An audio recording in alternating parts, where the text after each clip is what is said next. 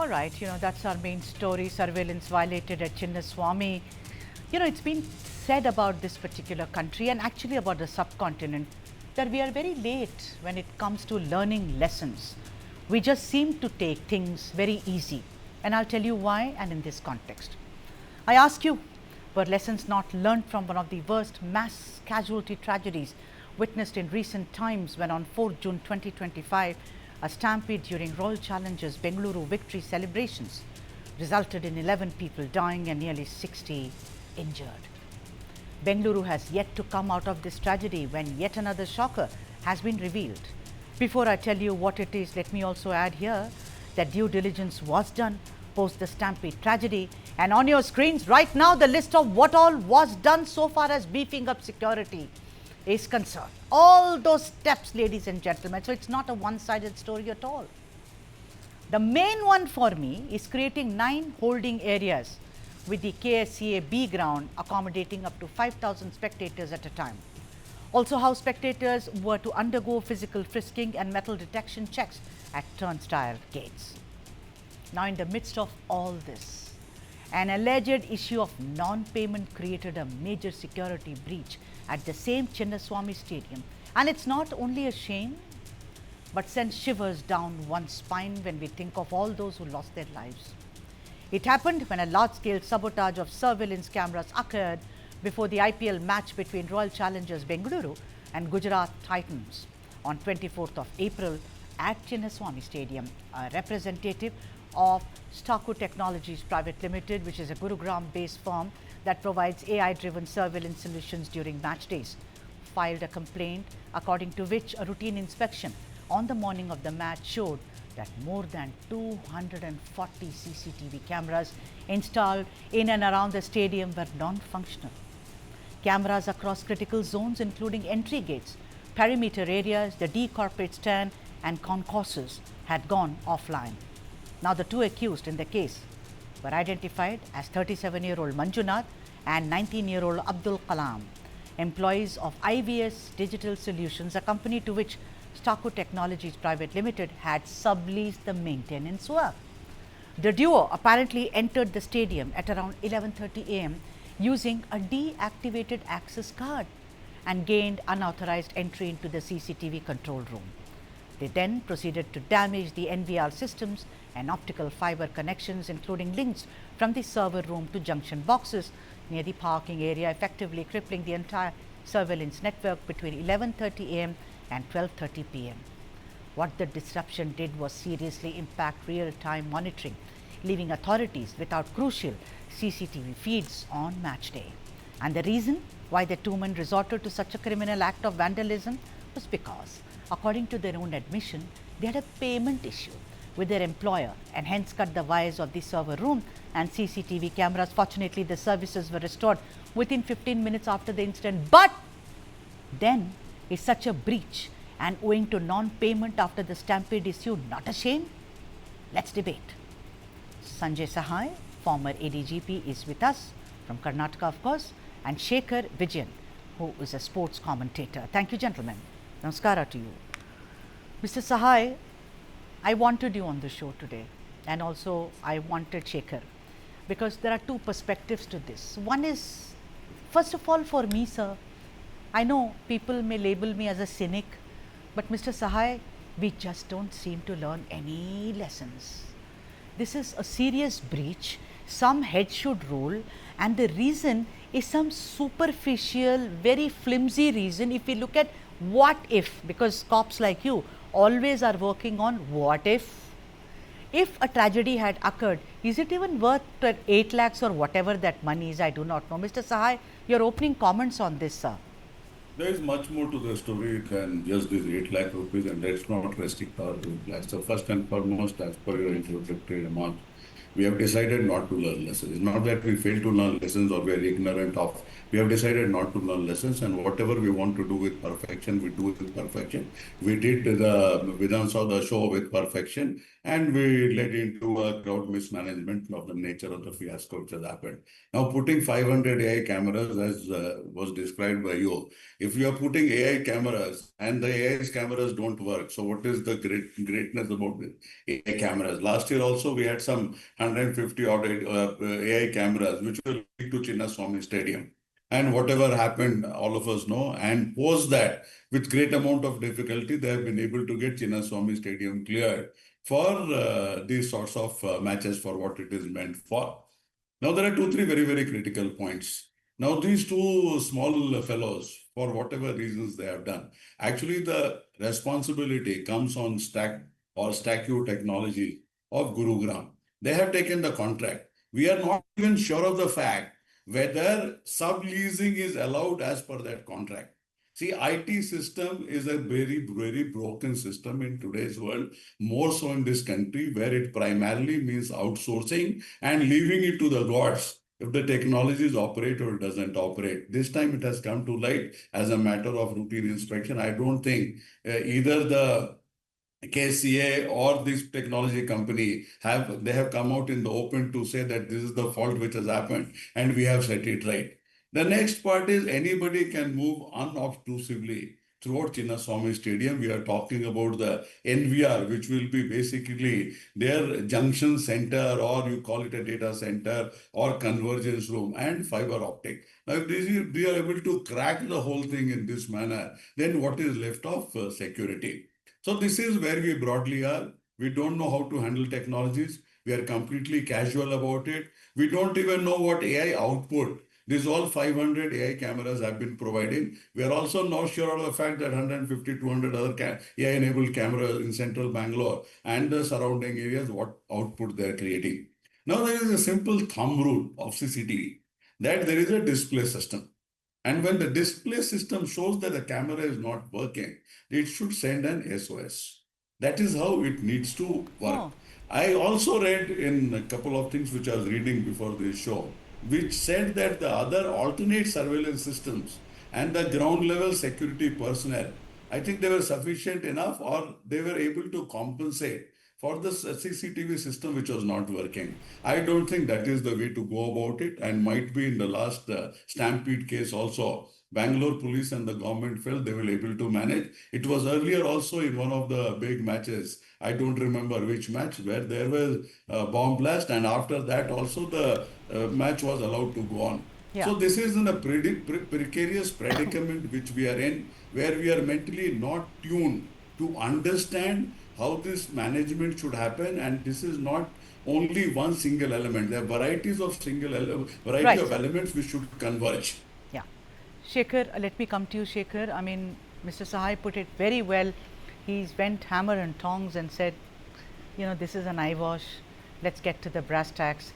Shekhar Vijayan, can you imagine during that blind spot moment if something had gone wrong, and we are talking about Chinnaswamy? You're a sports commentator. You know, you've done multiple matches. You know exactly how they work. You know what crowd management is. You know chaos. You were witnessed. You know, Chinnaswamy, we saw you, you know, talking about this great tragedy. You know, to me, I'm not a cop. I'm a journalist, that's all. But to me, it's very uncannily why I get the feeling that something is awry. I mean, Staku is calling it vandalism. They are calling it sabotage. But excuse me, Staku, you are the ones who provided it and you are calling it sabotage. These are your vendors whom you sublet it to, and you are calling it vandalism. And what were you doing, for God's sake? Shekhar Vijayan, your opening comments. Yeah, I think when you're talking about numbers, purely 240 cameras didn't just fail, they were neutralized.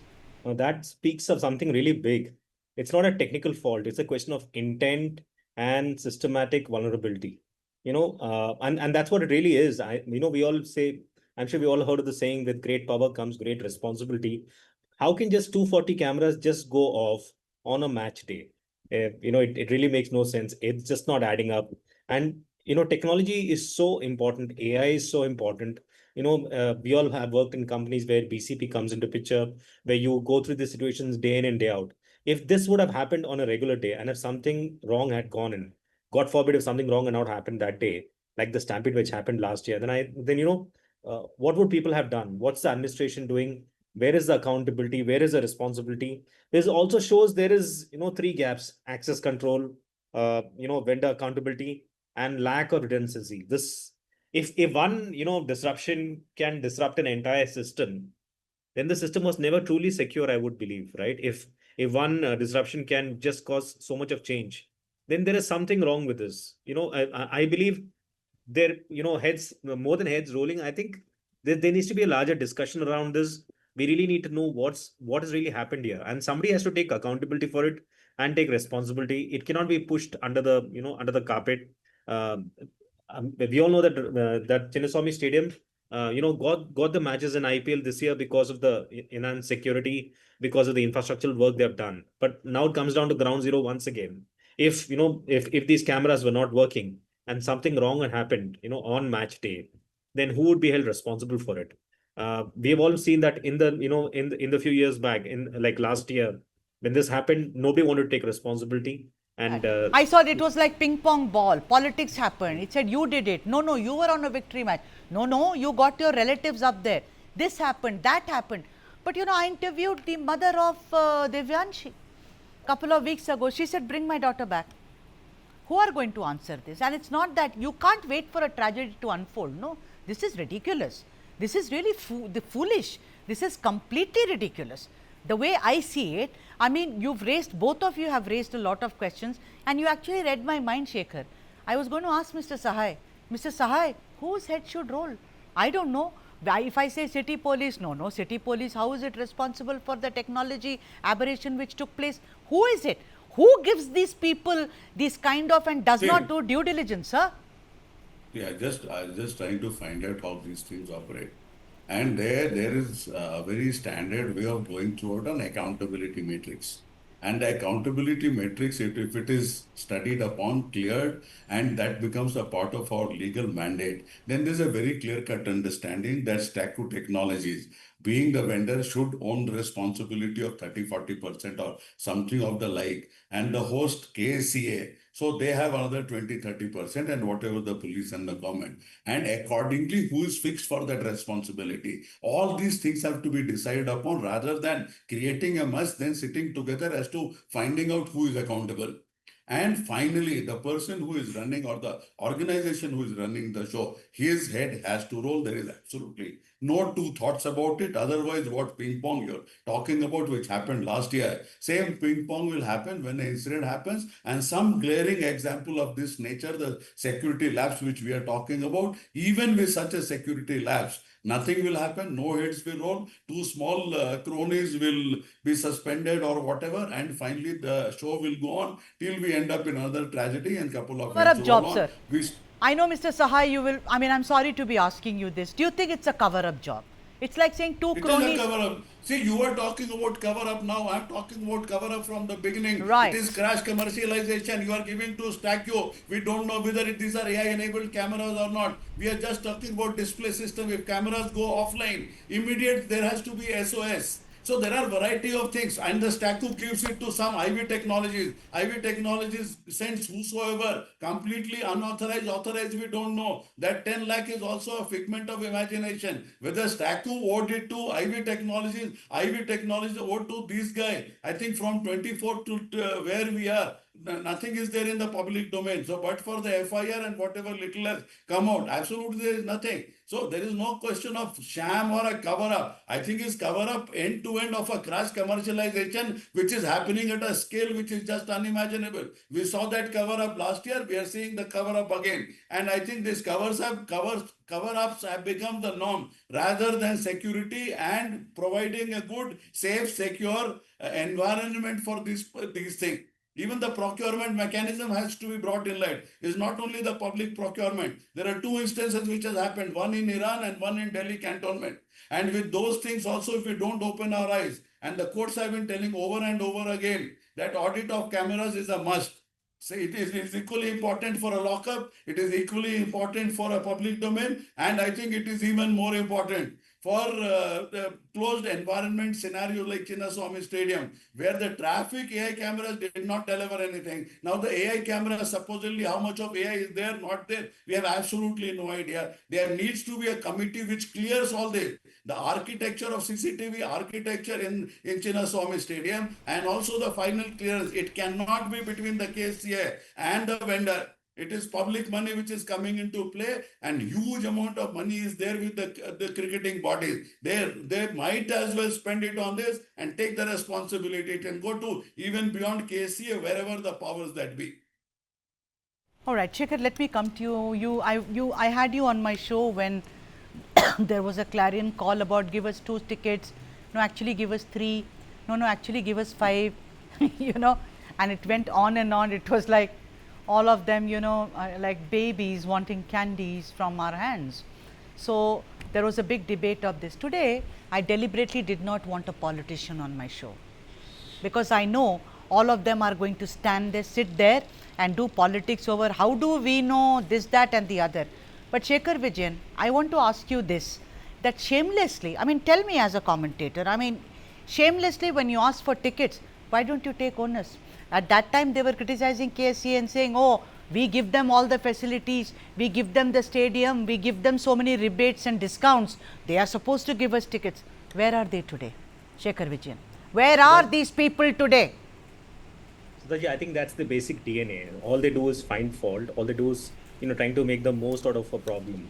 I think what they really need to focus on is how do they make the fan experience better.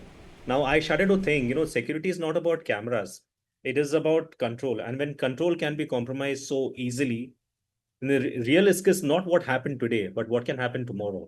And I think that's what every policymaker, every politician should really think about.